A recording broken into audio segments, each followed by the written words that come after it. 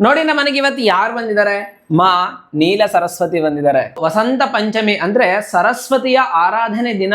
ಮಾತೆ ನೀಲ ಸರಸ್ವತಿ ನಮ್ಮ ಮನೆಗೆ ಬಂದಿರೋಂಥದ್ದು ನಿಜವಾಗ್ಲೂ ಸಖತ್ ಖುಷಿ ಆಗ್ತಿದೆ. ಈ ನೀಲ ಸರಸ್ವತಿ ತಂತ್ರಾಗಮ ಮತ್ತೆ ಶಾಕ್ತ ಪರಂಪರೆಯಲ್ಲಿ ಬರುವಂತಹ ವಿದ್ಯಾಧಿ ದೇವತೆ. ಈ ನೀಲ ಸರಸ್ವತಿ ಆಂತರ್ಯಕ್ಕೆ, ಮೂಲ ಜ್ಞಾನಕ್ಕೆ ಕರೆದುಕೊಂಡು ಹೋಗುವಂತಹ ಸರಸ್ವತಿಯ ಮತ್ತೊಂದು ರೂಪವೇ ಈ ನೀಲ ಸರಸ್ವತಿ. ನೀಲ ಅಂದ್ರೆ ಗಾಢವಾಗಿರುವಂತದ್ದು, ಅತ್ಯಂತ ರಹಸ್ಯವಾಗಿರುವಂತದ್ದು. ಮಂತ್ರ ಸಿದ್ಧಿ, ವಾಕ್ ಸಿದ್ಧಿ, ತಂತ್ರಗಳ ಸಿದ್ಧಿಗಳನ್ನ, ಶಾಸ್ತ್ರ ಸಿದ್ಧಿಗಳನ್ನ ಕೊಡುವಂತವರು ಯಾರು ಅಂತಂದ್ರೆ ಈ ನೀಲ ಸರಸ್ವತಿ ಅಂತ ತಂತ್ರಾಗಮದಲ್ಲಿ ಹೇಳುತ್ತೆ. ವೈದಿಕ ಸರಸ್ವತಿ ವಿದ್ಯೆ, ಬುದ್ಧಿ, ಕಲೆ, ಸಂಗೀತ ಹೀಗೆ ಸಾತ್ವಿಕವಾದಂತಹ ಆರಂಭಿಕ ವಿದ್ಯೆಗಳನ್ನ ಕೊಟ್ಟು ಆಶೀರ್ವಾದ ಮಾಡಿದ್ರೆ, ಈ ನೀಲ ಸರಸ್ವತಿ ಗಾಢವಾದಂತಹ ಗಂಭೀರವಾದಂತಹ ಜ್ಞಾನವನ್ನ, ವಾಕ್ ಸಿದ್ಧಿಯನ್ನ, ಮಂತ್ರ ಸಿದ್ಧಿಯನ್ನ, ತಂತ್ರಗಳ ಸಿದ್ಧಿಯನ್ನ, ಶಾಸ್ತ್ರಗಳ ಭೇದವನ್ನ, ಶಾಸ್ತ್ರಗಳ ಜ್ಞಾನವನ್ನ, ತರ್ಕ ಬುದ್ಧಿಯನ್ನ, ಅತ್ಯಂತ ರಹಸ್ಯಮಯವಾದಂತಹ ಜ್ಞಾನಗಳನ್ನ ಕೊಡುವವಳಾಗಿ ನೀಲ ಸರಸ್ವತಿಯನ್ನ ಆರಾಧನೆ ಮಾಡ್ತಾರೆ. ಈ ನೀಲ ಸರಸ್ವತಿ ಕೇವಲ ಜ್ಞಾನವನ್ನು ಕೊಡುವವಳಲ್ಲ,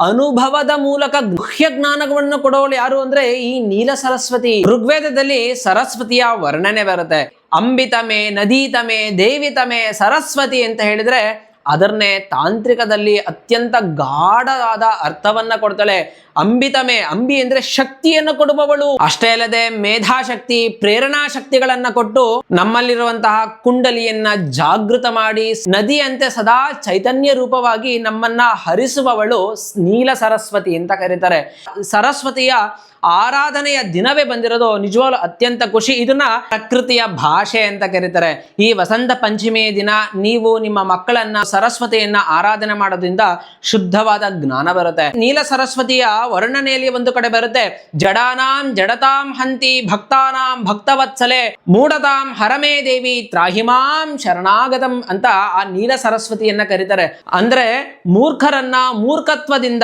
ಅಥವಾ ಮೂರ್ಖತ್ವವನ್ನು ಮತ್ತೆ ಮೂರ್ಖರನ್ನು ನಾಶ ಮಾಡುವವಳು. ನನ್ನ ಮೂಢತೆಯನ್ನ ನಾಶ ಮಾಡು, ನಿನಗೆ ನಾನು ಶರಣಾಗ್ತಿದ್ದೀನಿ. ಭಕ್ತವತ್ಸಲೆ, ಭಕ್ತರನ್ನು ಪ್ರೀತಿಸುವ ಓ ತಾಯಿ. ಹರಮೇ ದೇವಿ, ನನ್ನ ಮೂಢತ್ವವನ್ನ ನಾಶ ಮಾಡಿ ನನ್ನನ್ನ ರಕ್ಷಣೆ ಮಾಡುವಂತ ಆ ನೀಲ ಸರಸ್ವತಿಯ ಸ್ತೋತ್ರದಲ್ಲಿ ಬರುತ್ತೆ. ಇದ್ರ ಜೊತೆಗೆ ಇನ್ನೂ ಒಂದು ಖುಷಿ ಸುದ್ದಿ ಏನು ಅಂದ್ರೆ, ಮತ್ತೊಂದು ನೀಲ ಸರಸ್ವತಿಯ ಯಂತ್ರ ತಯಾರಾಗ್ತಿದೆ. ಬೆಂಗಳೂರಲ್ಲಿದ್ದಂತಹ ಒಬ್ಬ ಭಕ್ತರು ಈ ನೀಲ ಸರಸ್ವತಿಯನ್ನ ಕೇಳಿರೋದ್ರಿಂದ ಅವ್ರಿಗೆ ತಲುಪಿಸುವಂತಹ ಕಾರ್ಯವೂ ಕೂಡ ಆರಂಭ ಆಗಿದೆ. ತುಂಬಾ ದಿನಗಳಿಂದ ಕೆಲಸ ನಡೀತಾನೆ ಇತ್ತು. ದೇವಿಯ ಆಶೀರ್ವಾದ ಈ ವಸಂತ ಪಂಚಮಿಯ ದಿನವೇ ಪ್ರಪ್ರಥಮ ಬಾರಿಗೆ ಮಾಡಿದಂತಹ ಕೆಲಸಕ್ಕಾಗಿ ಆ ತಾಯಿ ಈ ಮನೆಯಲ್ಲೇ ಬಂದು ನೆಲೆ ನಿಂತಿರೋದು ನಿಜವಾಗ್ಲೂ ಖುಷಿ ಆಗ್ತಿದೆ. ನಿಮ್ಮೆಲ್ಲರಿಗೂ ಒಳ್ಳೇದಾಗ್ಲಿ. ಧನ್ಯವಾದ. ಶ್ರೀ ಚರಣ ಸೇವಕ.